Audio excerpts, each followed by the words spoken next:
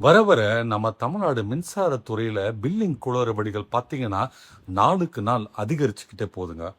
பார்த்தீங்கன்னா நூறு யூனிட்டு நார்மலாக வந்துக்கிட்டு இருக்கிற வீட்டுக்கு பல ஆயிரம் பில் போட ஆரம்பிச்சிருக்கிறாங்க. நானுமே சமீபத்தில் பாதிக்கப்பட்டிருக்கேங்க.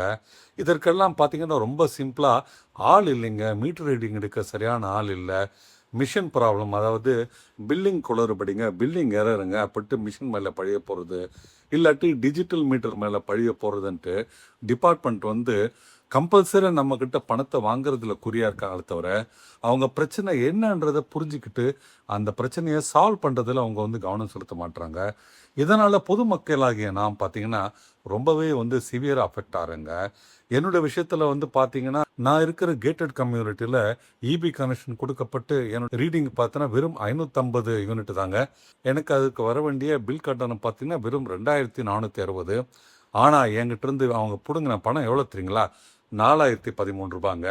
ஏன்னா எங்களுடைய பில்டிங்கில் மொத்தம் 447 வீடுகள் இருக்குது. அதில் ஒரு 80-85 வீடுக்கு மட்டும் இருமாத கணக்கீடு, அதாவது பை மந்த்லி முறையில் 85 வீடுகளுக்கு அவங்க வாங்கினாங்க. மீதி கிட்டத்தட்ட 360 வீடுகளுக்கு அவங்க மந்த்லி பில்லிங்ன்ற முறையில் ஒரு மாத கட்டணமாக வாங்கினாங்க. நான் ஒரு மாதம் ஏதோ 550 யூனிட்டை என்னுடைய பில்லை அது மாதிரி காமிச்சு என்கிட்ட அதிக தொகை வாங்கிட்டாங்க. ஸோ பார்த்தீங்கன்னா எனக்கு தேவையில்லாமல் கிட்டத்தட்ட ஒரு 2000 ரூபாய் பணம் இழப்பிடுங்க. என்ன மாதிரி பல 100 பேர் எங்களுடைய பில்டிங்கில் பார்த்தீங்கன்னா 10,000, 20,000, ஏன் 31,000 கூட ஒருத்தர் கட்டினாரு. நாங்கள் போய் முறையிட்ட போது அந்த மின் வாரியத்துறையில் இருக்கிற அதிகாரிகள், சார் இதுதான் ஃபைனல், இதை நீங்கள் இந்த பில்லை நீங்கள் பே பண்ணாட்டி உங்களுடைய மின் இணைப்பு, அதாவது உங்களுடைய லைன் நாங்கள் கட் பண்ணிவிடுவோம், நீங்கள் பே பண்ணுங்கள். நீங்கள் மேலே போய் ஏதாவது முறையிட்டீங்கன்னா அவங்க என்ன சொன்னாலும் நாங்கள் எங்ககிட்ட தான் அந்த பேப்பரை வரப்போகுது, நாங்கள் சொல்கிறது அவங்களும் சரின்னுவாங்க அப்படின்னு சொன்னாங்க. சரின்ட்டு நாங்கள் இத்தனை பேர் இருக்குமேன்ட்டு ரொம்ப இன்டெலிஜென்ட்டாக நாங்கள் ஒரு வேலையை பண்ணோம். நேராக போய்ட்டு எக்ஸிக்யூட்டிவ் இன்ஜினியர் ஆஃபீஸ்க்கே போய் லெட்டர் கொடுத்தோம். இந்த மாதிரி தப்பான ஒரு கணக்கீடு எடுத்து எங்கள்கிட்ட டபுளாக பணத்தை வாங்கிட்டாங்கன்ட்டு. என்ன லெட்டர் வந்திருக்குன்னு நீங்கள் நினைக்கிறீங்க? அந்த மின்வாரியத்துறை அதிகாரிகள் செஞ்சு தான் கரெக்டு, எங்களால் ஒன்றும் பண்ண முடியாது அப்படின்ட்டாங்க.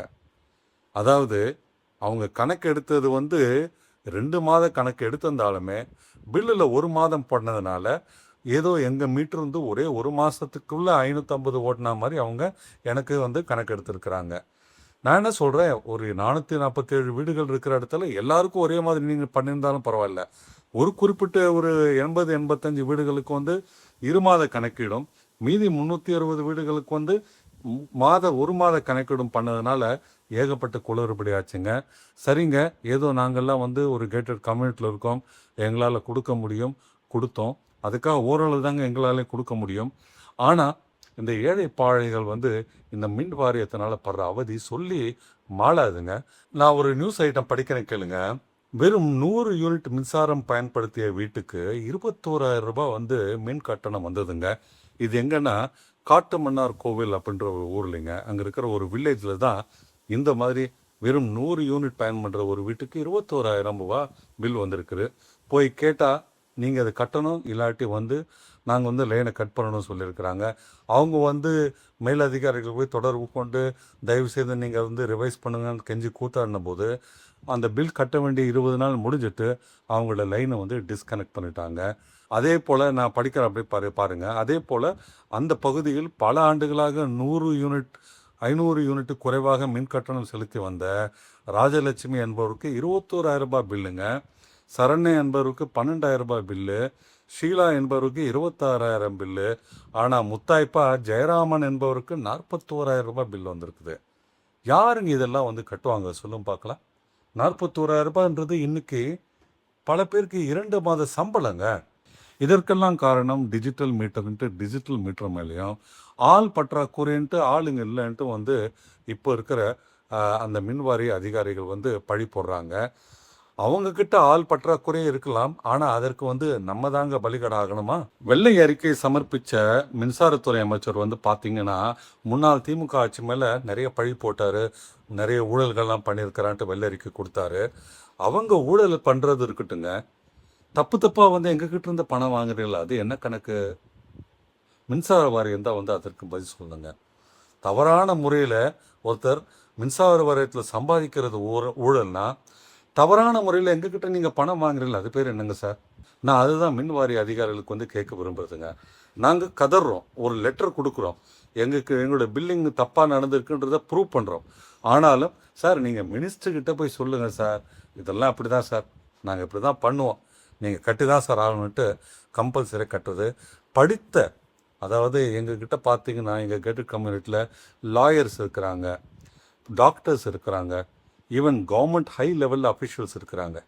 அவங்களாலே இந்த விஷயத்தை ரிசால்வ் பண்ண முடியல. காட்டு மன்னார் கோவிலில் இருக்கிற சாதாரண மக்கள் எப்படி இதெல்லாம் பிரச்சனையை வந்து சால்வ் பண்ணுவாங்க? இது காட்டு மன்னார் கோவில் மட்டும் இல்லைங்க, தமிழகத்தின் பல பகுதிகளில் வந்து இந்த மாதிரி வந்து பில்லிங் குளறுபடிகள் மின்சாரத்துறையில் நடக்குது. அதற்கு காரணம் மின் வாரியத்தில் ரீடிங் எடுக்கிறதுக்கான அந்த ரீடர்ஸ் வந்து ரொம்ப ரொம்ப குறைவாக இருக்கிறாங்க. அது நம்முடைய அமைச்சர் பார்த்திங்கன்னா, மின்சாரத்துறை அமைச்சர் விரைவில் 20,000 பேரை வேலைக்கு எடுப்போம்னு சொன்னார். ஆனால் இன்னும் வந்து 20,000 பேரை வேலைக்கு எடுத்தா மாதிரி தெரியலுங்க. ஆனால் திடீர்னு ஒரு ஆர்டர் போட்டு இதில் கரூரில் பார்த்தீங்கன்னா ஒரு 32 பேருக்கு வேலை கொடுத்துருக்குறாங்க. அந்த மாதிரி திடீர்னு ஒரு ஆர்டர் போட்டு 20,000 பேரை நீங்கள் டெம்பரரியாக வேலைக்கு எடுக்க முடியாதா? நம்ம பிரச்சனைலாம் சால்வ் பண்ண முடியாதா? சொல்லுங்க பார்க்கலாம். நானும் அவர் மாதிரி பேச ஆரம்பிச்சிட்டேங்க. என்னென்னா, மக்கள் வந்து ரொம்ப கஷ்டப்படுறோங்க. நம்முடைய பணம்ன்றது ரொம்ப ரொம்ப கஷ்டப்பட்டு சம்பாதிக்கிற பணங்க. தேவையில்லாமல் போகக்கூடாதுங்க. நம்ம அதான் சொல்கிறோம், நீங்கள் வந்து ஒரு படத்துக்கு போகிறீங்க, 200 ரூபாய் டிக்கெட்னா தெரிஞ்சு நம்ம கொடுக்குறோம். அது வந்து படம் நல்லா இருக்கும் நல்லா கொடுத்துட்டு போகிறோம், தெரிஞ்சு நம்ம போகிறோம், அதுக்கு நாம் பொறுப்பு. ஆனால் ஈபின்றது ஒரு 200 யூனிட் 300 யூனிட்டுக்கு 20,000 30,000 பில் வரும்போது நம்ம மீறி நடக்கிற ஒரு விஷயத்துக்கு நம்ம எப்படிங்க வந்து அதுக்கு பொறுப்பாக முடியும்? மின் வாரியம் வந்து ஒரு குறிப்பிட்ட அமௌண்ட்டை வாங்கிக்கிட்டு அந்த விஷயத்தை ரிசால்வ் பண்ணுறதை விட்டுட்டு நீ பணத்தை கட்டு, அதுக்கப்புறம் பார்க்கலாம். இந்த மின்சார வாரியத்துக்கு வந்து ஒரு ஆம்பட்ஸ்மேன் ஒருத்தர் இருக்கிறாங்க, அதாவது அதுக்கு ஒழுங்குமுறை அதிகாரி ஒருத்தர் இருக்கிறாரு. அவர்கிட்டலாம் போய் நம்ம முறையிட்டு அதெல்லாம் பணத்தை பெறுவது என்பது லிட்ரலி பிகமிங் இம்பாசிபிள் ஆக்சுவலி. இல்லாட்டி நீங்கள் கன்சியூமர் கோர்ட்டு போகணும், அதுவே வருட கணக்கில் இருக்குங்க. இது படித்தவர்களுக்கு. படிக்காதவங்க எங்கெங்கே போவாங்க ரிசால்வ் பண்ணுறதுக்கு? ஒரு நாள் சம்பளமே 500 ரூபாங்க பல பேருக்கு இன்றைக்கி. அவங்ககிட்ட போய் நீங்கள் 30,000 ரூபா பில்லை போட்டு வாங்கினீங்கன்னா எங்கெங்கே போவான் சொல்லுவோம் பார்க்கலாம். இதெல்லாம் பார்க்கும்போது தனியாரே வந்தால் பரவாயில்ல நம்முடைய தமிழ்நாட்டுக்கு மின்சாரத்துறைக்கு அப்படின்ட்டு தோணுதுங்க. ஏன்னா அட்லீஸ்ட் அவன் வந்து ஸ்மார்ட் மீட்ரு போடுவான், டெய்லி பேசிஸில் என்ன நடக்க தெரியும், ப்ரீபெய்டு மீட்ரு வாங்குவான். உங்களுக்கு வேணுமா, இந்தாங்க நீங்கள் ஒரு 500 யூனிட்டுக்கு நீங்கள் முன்னாலே பே பண்ணுங்க சொல்லி நம்மக்கிட்ட இருந்து பணத்தை வாங்குவோம். 500 மீட்ரு முடிஞ்சால் நம்ம வந்து எப்படி மொபைலை டாப்அப் பண்ணுவோம் அந்த மாதிரி டாப்அப் பண்ணிட்டு போகலாங்க. ஒன்று நீங்கள் தனியார் மயப்படுத்துங்க, இல்லை அட்லீஸ்ட் ஒரு 40,000-50,000 பேர் உடனே வேலைக்கு எடுங்க, கேஷுவல் லேபரராக எடுங்க, கேஷுவல் எம்ப்ளாயீஸாக எடுங்க, டிபார்ட்மெண்ட்டை. சார் நான் சமீபத்தில் ஒரு இபி ஆஃபீஸ் போயிருந்தேன் சார். ஆஃபீஸர் சார் அது பாவம், அங்கே இருக்கிறவங்களாம் நான் ரொம்ப வந்து பாவப்படுறேங்க. அப்படியே கொட்டி கிடக்குதுங்க எல்லா மின் அந்த பொருட்களும். பார்த்தீங்கன்னா நிறைய பொருட்கள் ரிப்பேர் ஆகிருக்கு, மீட்டர்ஸாக இருக்கட்டும், ப்ளக்ஸாக இருக்கட்டும், அந்த ஒரு ப்ளக் கட்டைன்னு சொல்லுவோம் இல்லையா, அந்த ஒரு ஃப்யூஸ் கட்டை கொட்டி கிடக்குது சார். எங்கே சார் போவாங்க? ஒரு ஏசி கிடையாது அவங்களுக்கு. நான் இருக்கிற ஏரியாவில் அவங்களுக்கு ஏசி கிடையாது சார். சாதாரண ஒரு கவர்மெண்ட் ஆஃபீஸில் இன்றைக்கி பல இடங்கள் ஏசி இருக்குது. மின் ஊழியர்கள் வெயிலில் கஷ்டப்பட்டு வராங்க, அவங்களுக்கு ஒரு ஏசி போட்டால் என்ன சார்? முன்னாள் முதல்வர் திரு ஸ்டாலின் அவர்கள் ஜிக் ஒர்க்கர்ஸ் என சொல்லப்படும் இந்த ஸ்விக்கி ஜொமேட்டோ மாதிரி ஆட்களுக்கு வந்து அவங்கெல்லாம் டெலிவரி பண்ணிவிட்டு ஓய்வு எடுக்கணுன்றதுக்காக பஸ் ஸ்டாண்டு கிட்ட வந்து ஒரு ஏசி ரூம்லாம் கட்டினாங்க. அவங்க மின் வாரிய ஊழியர்கள் வந்து எந்நேரமும் வெயிலில் தான் ஒர்க் பண்ணுறாங்க, அவங்களுக்கு ஒரு ஏசி போட்டாங்க சார். அவங்க தான் கனெக்ஷனே கொடுக்குறாங்க, ஆனால் அவங்க வந்து ஒரு ஏசி போட்டுக்க முடியாது. மின் வாரியம் கண்டிப்பாக நம்மளுடைய மொத்த மெத்தடையும் மாற்றணுங்க. இப்போ இருக்கிற புதிய அமைச்சர் ரொம்ப நல்லா வேலை செய்கிறாரு, அவராவது முன் வந்து இது எல்லாத்தையும் மாற்றி ஆகணுங்க. இன்னும் எத்தனை வருஷம்தாங்க இந்த பில்டிங் ஏறர், அப்புறம் பார்த்தீங்கன்னா வந்து ரீடிங்க்கு ஆள் இல்லை. இந்த காரணத்தாவது இந்தியாவில் ஒரு 140-150 கோடி பேர் இருக்கிற ஒரு இடத்துல ஆள் இல்லை மின் ரீடிங் எடுக்கிறதுக்கு சொல்கிறது எவ்வளோ ஒரு மோசமான விஷயம் சொல்லுங்க பார்க்கலாம். இதில் எங்கே குளறுபடி இருக்குதுங்க சொல்லுங்க பார்க்கலாம்? டிஎன்பிசியா? ஏன் நீங்கள் வந்து திடீர்னு ஒரு 20,000 பேரை நீங்கள் கேஷுவலாக எடுக்க முடியாதா? வெளி நிறுவனம் மூலம் நீங்கள் என்கேஜ் பண்ண முடியாதா கான்ட்ராக்டில்? எத்தனையோ மெத்தட் இருக்குங்க ஒரு டிபார்ட்மெண்ட் வந்து சின்சியராக வேலை செய்யணும்னா. ஆனால் இந்த மின் வாரியம் ஏனோ வந்து மக்களை வந்து பார்த்தீங்கன்னா ஏற்கனவே கரண்ட்டை கட் பண்ணி இந்த கடும் வெயில வந்து கடந்த 2 மாதமாக மக்கள் கஷ்டப்பட்டுட்டு இருக்கிறாங்க. எந்நேரமும் வந்து மின் கட்டு. அது ஒரு பக்கம் இருக்குன்னா வர பில்லு இன்னொரு ஷாக் கொடுக்கும் நம்மளுக்கு. சீரியஸாக சொல்கிறாங்க, நம்மளுடைய மின்சாரத்துறை உண்மையிலே நம்மளே வந்து இன்னும் கொஞ்சம் பெட்டராக சர்வீஸ் பண்ணுறதை பற்றி அவங்க சிந்தனை பண்ணணும். மொத்த டிபார்ட்மெண்ட் அவங்க மைண்ட் செட்டை மாற்றணும். நம்ம வந்து ஒரு கன்சியூமர், நம்மளை வந்து அவங்க பொருட்டாக மதித்து வரவங்களை உட்காருங்க கூட சொல்ல மாட்டாங்க. என்ன சார் ஆள் இல்லை சார், நாளைக்கு வாங்க சார், இப்படி தாங்க ரெஸ்பான்ஸ். இல்லை சார் அது முடியாது சார், நீங்கள் பே பண்ணுங்கள் சார், இப்படி தாங்க ரெஸ்பான்ஸ். சார் கட்டாட்டி அது யூனிட்டை லைன் கட் பண்ணிட்டோம் சார், நீங்கள் பணத்தை உடனே கட்டுங்க சார், இப்படி தான். சார் நீங்கள் எங்கே வேணால் போங்க சார், இப்படி தாங்க ரெஸ்பான்ஸ். ஸோ அவங்களுக்குமே ட்ரெயின் பண்ணணும் எப்படி வந்து கன்சியூமர்ஸ் கிட்ட நுகர்வோர்கிட்ட எப்படி வந்து அவங்க இன்ட்ராக்ட் பண்ணணுன்ட்டு. அவங்க மேலே இருக்கிற ப்ரெஷர் புரியுது, அவங்களாம் வேணும்னு செய்கிறது கிடையாது. மக்கள் ஒரு சின்ன ஒரு அரை மணி நேரம் கூட கரண்ட் இல்லாமல் இருக்க முடியாத அளவுக்கு இன்றைக்கி உலகம் மாறிடுச்சு. இதெல்லாம் மாறணுங்க. பில்லிங் எரர்ஸே இல்லாமல் இருக்கணும். அதுக்கு தாங்க டிஜிட்டல் மீட்டர் கொண்டு வந்தீங்க. அதே மாதிரி பார்த்தீங்கன்னா ரீடிங் தவறாமல் எடுக்கணுங்க. நீங்கள் வந்து அட்லீஸ்ட் கன்சியூமரை ஃபோட்டோ எடுத்தாவது அனுப்ப சொல்லுங்கள். ஸ்மார்ட் மீட்டராக மாற்றுங்க, அதுவே தானே கால்குலேட் பண்ணும். எதுவுமே முடியலையா தனியார்கிட்ட ஒப்படைச்சிட்டு போங்க.